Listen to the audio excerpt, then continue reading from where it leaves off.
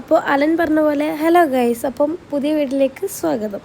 അപ്പം ഇത്രയും കാലം എൻ്റെ വീഡിയോസ് ഇല്ലാന്ന് ചോദിച്ചാൽ എല്ലാവരും ചോദിച്ചിട്ടില്ല. ഇനി ചോദിക്കുകയാണെങ്കിൽ തന്നെ എൻ്റെ ഫോണ് സാഹചര്യത്തിൻ്റെ സമ്മർദ്ദം മൂലം എൻ്റെ ഫോണ് അടിച്ചു. പിന്നെ എൻ്റെ ഫോൺ എത്ര ശരിയാക്കിയിട്ടും ശരിയാവുന്നില്ലടാ. ഞാൻ ശരിയാക്കാൻ കൊടുക്കും, ശരിയായി എന്ന് പറഞ്ഞാൽ അവർ തരും. വീണ്ടും ഒരു മാസം കഴിഞ്ഞാൽ വീണ്ടും കേടാവും. അങ്ങനെ ഞാൻ വിചാരിച്ച് ഇങ്ങനെ പോയാൽ ശരിയാവില്ല. അങ്ങനെ ഇക്കാക്ക നാട്ടിൽ വന്നതിന് ശേഷം ഞാൻ വിചാരിച്ച് പുതിയ ഫോൺ എടുക്കാമെന്ന്. അങ്ങനെ പുതിയ ഫോണൊക്കെ എടുത്തിട്ട് ഇപ്പോഴാണ് സെറ്റായത്. അപ്പോൾ ഇവിടെ നിന്ന് അങ്ങനെ വീഡിയോസൊക്കെ ഇടാമെന്ന് വിചാരിച്ചിട്ടുണ്ട്. നല്ല ഗോൾഡൻ ടൈം ഈ ഏരിയയിലൊക്കെ വന്നിട്ട് ഞാൻ ചായലും കുടിച്ച് ചെക്കന്മാരുടെ ഇങ്ങനെ നടക്കും.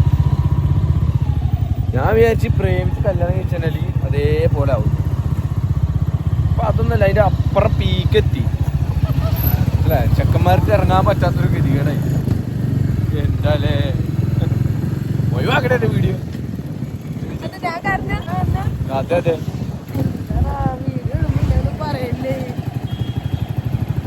അല്ല നീ കാരണം ഇവിടെ ആരും ഇല്ല, എല്ലാ നായ്ക്കളും പുറത്തതാ.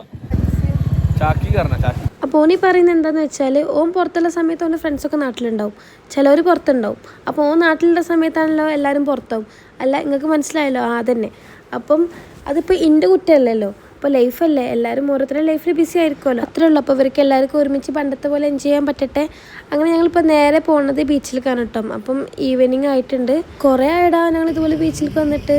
കാരണം അലൻ ബേബിനെ സ്കൂളിൽ ചേർത്തതിന് ശേഷം അവൻ്റെ പഠിപ്പൊക്കെ ആയിട്ട് ഞാൻ കുറച്ച് ബിസി. പിന്നെ സൺഡേ ആയതുകൊണ്ട് തന്നെ നല്ല ക്രൗഡ് ഉണ്ടായിരുന്നു കേട്ടോ. പിന്നെ ബീച്ചിൻ്റെ സൈഡിലാണെങ്കിൽ നബിദിന പ്രോഗ്രാം നടക്കുന്നുണ്ടായിരുന്നു. അങ്ങനെ ഞങ്ങൾ കുറേ ഫോട്ടോസും വീഡിയോസൊക്കെ എടുത്ത് ഞങ്ങൾ വിചാരിച്ചിട്ടുണ്ടായിരുന്നു വേഗം തന്നെ വീട്ടിൽ പോകണമെന്ന്. കാരണം അലെനിക്ക് നാളെ ക്ലാസ് ഉണ്ട്.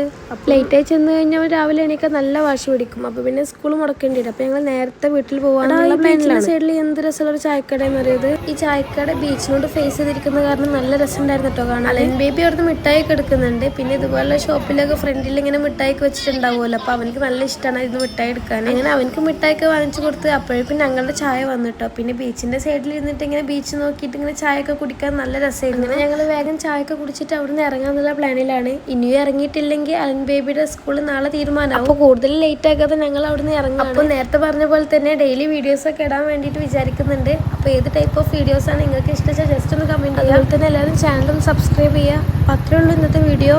ഒറ്റ